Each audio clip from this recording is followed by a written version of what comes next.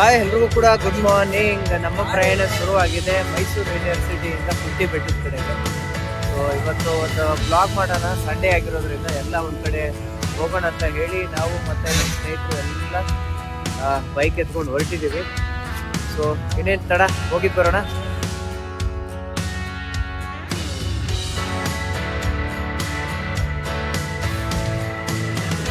ಪ್ರತಿ ಶನಿವಾರ ಭಾನುವಾರ ಬಂತು ಅಂತ ಅಂದರೆ ಸ್ನೇಹಿತರ ಜೊತೆ ಎಲ್ಲಾದರೂ ಔಟಿಂಗ್ ಹೋಗಬೇಕು ಅಂತ ಅನಿಸುತ್ತೆ. ಸೊ ಹಾಗೆ ನಾವು ಮಾಡಿದಂಥ ಪ್ಲ್ಯಾನಲ್ಲಿ ಈ ಒಂದು ಪ್ರಯಾಣ ಶುರುವಾಗಿದೆ. ಗೆಳೆಯರ ಜೊತೆ ಸೇರಿ 4 ಬೈಕ್ ಎತ್ಕೊಂಡು ನಮ್ಮ ಪ್ರಯಾಣ ಶುರು ಆಗೋಯ್ತು ಕುಂತಿ ಬೆಟ್ಟದ ಕಡೆಗೆ. ಸೊ ನಾನು ಕುಂತಿ ಬೆಟ್ಟ ನೋಡಿರಲಿಲ್ಲ. ಸೊ ಇದು ನಾವು ಹೋಗೋಣ ಇವತ್ತು ವ್ಲಾಗ್ ಮಾಡೋಣ ಅಂತ ಹೇಳಿ ನಿಯರಾಗಿ ಮೈಸೂರಿಗೆ ನಿಯರ್ ಆಗಿರೋದ್ರಿಂದ ಕುಂತಿ ಬೆಟ್ಟಕ್ಕೆ ನಮ್ಮ ಪ್ರಯಾಣವನ್ನು ಬೆಳೆಸಿದ್ವಿ.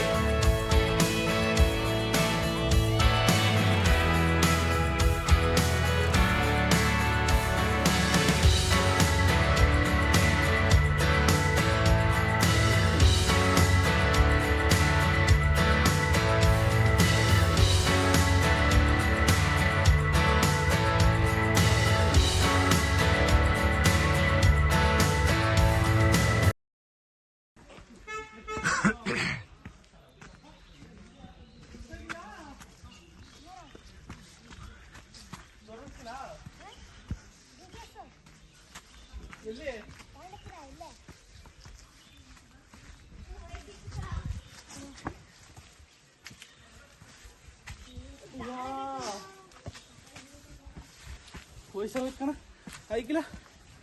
ಅಯ್ಯಪ್ಪ ಇಷ್ಟೊತ್ತಿಗೆ ಸ್ಕೂಲ್ಗೆ ಹೋಗಿ ರಜೆ ಏನ್ಮೇನ್ರಲ್ಲ. ಯಾವ ಕ್ಲಾಸು? 3ನೇ ಕ್ಲಾಸು. ಏನ್ ನಿನ್ನ ಹೆಸರು? Nikhit.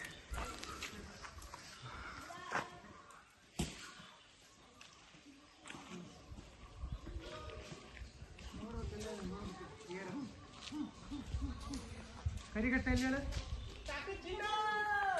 Nanjan ಕೊಡತ್ರ back camera on ಮಾಡೋಣ. ಗಣಪತಿ ಚಿತ್ರ ಬಿಡಿಸ್ತಾ ನಾನು ಅಣ್ಣ ಸೀರಿಯಸ್ ಆಗಿ ಇದನ್ನೆಲ್ಲ ಕಣ್ಣಿಂದ ನೋಡಿ ಕಂಗಾಲ ಆಗ್ಬಿಟ್ಟಿದೀನಿ. ಬೇಕಣ್ಣ, ಈ ಲೋಪರ್ ನನ್ ಮಗನ್ ತಲೆ ಬೇಕೇ ಬೇಕು.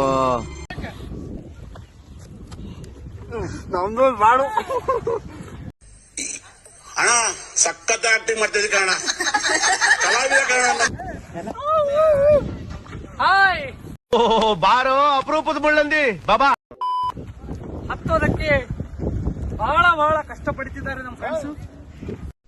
ಏನು ಅರ್ಥವೇ ಆಗ್ತಿಲ್ವೇ ಈ ಕೇಸು? ಎಳೆ ಮಗು ಆಗಿದ್ದಿದ್ರೆ ಓಕೆ, ಆದ್ರೂ ಅಂತ ಇಂತೂ ಅರ್ಧ ದಾರಿಗೆ ಬಂದಾಯ್ತು. ಹೂ ಸ್ಟಾಪ್ಡ್ ಯು? ನಿಮ್ಮನ್ನ ತಡೆದಿರುವವರು ಯಾರು?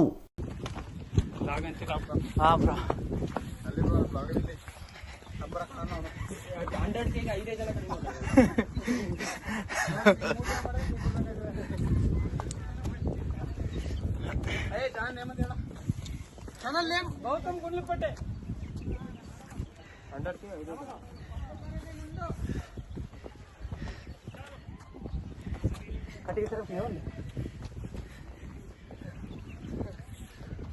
ಅಲ್ಲ, ಅವ್ರ ಚಾನಲ್ ಹೆಂಗ್ ನೋಡಿದ್ರು 1000ಕ್ಕೆ 400 ಜನ ಬೇಕಾಗ್ಯಾರಲ್ಲ ಅಂತಾರ.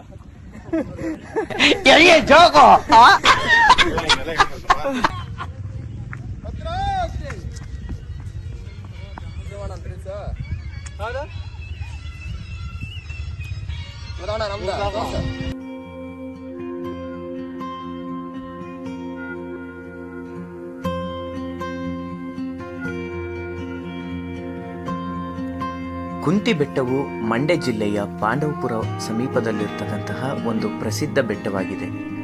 ಪಾಂಡವರು ವನವಾಸದ ವೇಳೆ ಕುಂತಿ ಇಲ್ಲಿ ತಂಗಿದ್ದಳೆಂಬ ಐತಿಹಾಸಿಕ ನಂಬಿಕೆ ಇದೆ.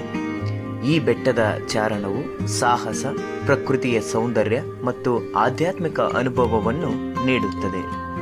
ಕಲ್ಲು ಬಂಡೆಗಳು, ತೀಕ್ಷ್ಣ ಏರು ಬಾಗಿಲುಗಳು ಮತ್ತು ಮೇಲಿನಿಂದ ಕಾಣುವ ಸುಂದರ ನೋಟಗಳು ಚಾರಣಿಗರನ್ನು ಆಕರ್ಷಿಸುತ್ತವೆ. ಸೂರ್ಯೋದಯದ ಮತ್ತು ಸೂರ್ಯಾಸ್ತದ ದೃಶ್ಯಗಳು ಮನಸ್ಸಿಗೆ ಆನಂದವನ್ನು ನೀಡುತ್ತವೆ. ಪ್ರಕೃತಿಯ ಮಡಿಲಲ್ಲಿ ಸಮಯ ಕಳೆಯುವ ಮೂಲಕ ನಗರ ಜೀವನದ ಒತ್ತಡದಿಂದ ದೂರವಾಗುವ ಅವಕಾಶವನ್ನು ಕುಂತಿಬೆಟ್ಟ ನಮಗೆಲ್ಲರಿಗೂ ನೀಡುತ್ತದೆ. ಹಸಿರು ಪರಿಸರ, ತಂಪಾದ ಗಾಳಿ ಮತ್ತು ವಿಶಾಲ ದೃಶ್ಯಾವಳಿ ಮನಸ್ಸಿಗೆ ಒಂದು ಹೊಸ ಚೈತನ್ಯವನ್ನು ತುಂಬುತ್ತದೆ. ಬೆಟ್ಟದ ಶಿಖರ ತಲುಪಿದಾಗ ದೊರೆಯುವ ತೃಪ್ತಿ ಮತ್ತು ಆನಂದವನ್ನು ಪದಗಳಲ್ಲಿ ವಿವರಿಸಲು ಸಾಧ್ಯವಿಲ್ಲ.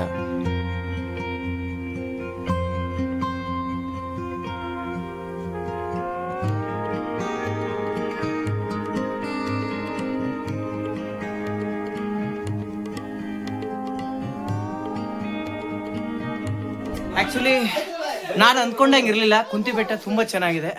ಸೊ ಅಡ್ವೆಂಚರು ಮತ್ತು ನಾವು ಬಂಡೆನ ಹತ್ತೋದಾಗಿರ್ಬೋದು, ತುಂಬ ಚೆನ್ನಾಗಿದೆ. ರಿಯಲಿ ಒಂದು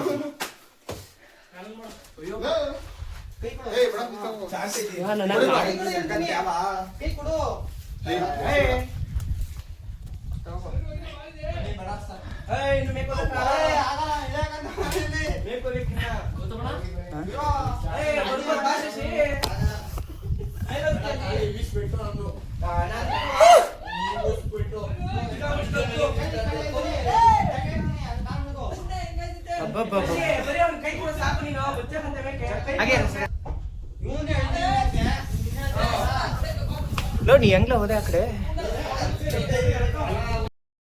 ಹಿಡ್ಕೊಳ್ಳಿ. ಬನ್ನಿ ಬನ್ನಿ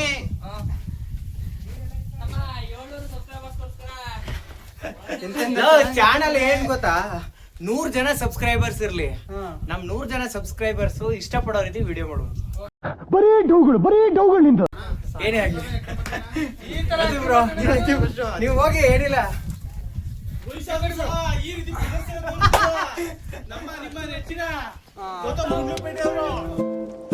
ಸ್ನೇಹಿತರ ಜೊತೆಗಿನ ಪ್ರವಾಸ ಎಂದರೆ ನಗು, ನೆನಪು ಮತ್ತು ನಿಸ್ಸಂಕೋಚದ ಕ್ಷಣಗಳ ಪೆಟ್ಟಿಗೆಯಾಗಿರುತ್ತದೆ. ದಾರಿಯ ಉದ್ದಕ್ಕೂ ಸ್ನೇಹದ ಹತ್ತಿರವೇ ಮುಖ್ಯವಾಗುತ್ತದೆ. ಒಟ್ಟಿಗೆ ನಡೆದ ಹೆಜ್ಜೆಗಳು ಬದುಕಿನ ನೆನಪುಗಳಾಗಿ ಉಳಿಯುತ್ತವೆ. ನಕ್ಷೆ ತಪ್ಪಿದರೂ ಪರವಾಗಿಲ್ಲ, ಸ್ನೇಹಿತರಿದ್ದರೆ ದಾರಿಯೇ ಹಬ್ಬವಾಗುತ್ತದೆ. ಸಾಧಾರಣ ಸ್ಥಳವೂ ಕೂಡ ಸ್ನೇಹಿತರ ಜೊತೆ ಇದ್ದರೆ ಸ್ವರ್ಗವಾಗುತ್ತದೆ. ಪ್ರವಾಸದಲ್ಲಿ ತೆಗೆದ ಚಿತ್ರಗಳಿಗಿಂತ ಮನಸ್ಸಿನಲ್ಲಿ ಉಳಿದ ಕ್ಷಣಗಳೇ ಅಮೂಲ್ಯವಾಗುತ್ತದೆ. ನಗು, ಮಾತು, ಮೌನ ಎಲ್ಲವೂ ಸ್ನೇಹದಲ್ಲೇ ಸಾರ್ಥಕವಾಗುತ್ತದೆ. ಸ್ನೇಹಿತರ ಜೊತೆಗಿನ ಪ್ರವಾಸ ಬದುಕಿನ ಒತ್ತಡಗಳಿಗೆ ಸಿಹಿ ವಿರಾಮವನ್ನು ಸಹ ನೀಡುತ್ತದೆ. ಕಾಲ ಕಳೆದರೂ ಮಸುಕಾಗದವು ಆ ಪ್ರವಾಸದ ನೆನಪುಗಳು ಮತ್ತು ನಮ್ಮ ಈ ಸ್ನೇಹ. ಪ್ರವಾಸ ಮುಗಿದರೂ ಸ್ನೇಹದ ಪಯಣ ಎಂದಿಗೂ ಮುಗಿಯದು.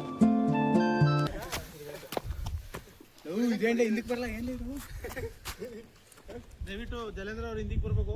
ನಮಗೆ ಯಾವುದೇ ರೀತಿ ಉಲ್ಟಾ ತೋರ್ಸ್ಲಾ ಅಲ್ಲ, ಹತ್ತು ಬಂದಿರ್ತೀವಲ್ಲ, ಕಾಲು ನಡುತ್ತಿರ್ತಾವೆ.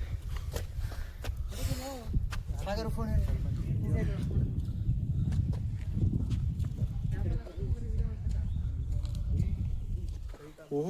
ಕುಡಿಯಕ್ಕೆ ನೀರು ಮಾಡಿದವ್ರಿ, ಕೈ ಕಾಲು ಆಡಲ್ಲ. ಈ ಬಂಡೆ ಏನಾದ್ರು ಮಿಸ್ ಆಗಿ ಬಿತ್ಕೊಬಿಟ್ರೆ ಸಾಗರ ಬ್ರೋ, ಈ ಬಂಡೆ ಏನಾದ್ರು ಮಿಸ್ ಆಗಿ ನಮ್ಮ ಮೇಲೆ ಬಿತ್ಕೊಬಿಟ್ರೆ ಏನ್ ಮಾಡೋದು ಬ್ರೋ? ನನಗಂತೂ ಈ ಜೀವನವೇ ಬೇಸರವಾಗಿ ಹೋಗ್ಬಿಟ್ಟಿದೆ. ಎಂತದು ಇಲ್ಲ, ನಿಂಬೆನು ಹುಳಿ ಹಿಂಡಲ್ವಾ, ನಿಂಬೆನು ಹುಳಿ ಹಿಂಡಲ್ವಾ, ಹಂಗೆ ಇಡೀ ದೇಹದ ಮೂಳೆಗಳನ್ನ ಹಿಂಡಿ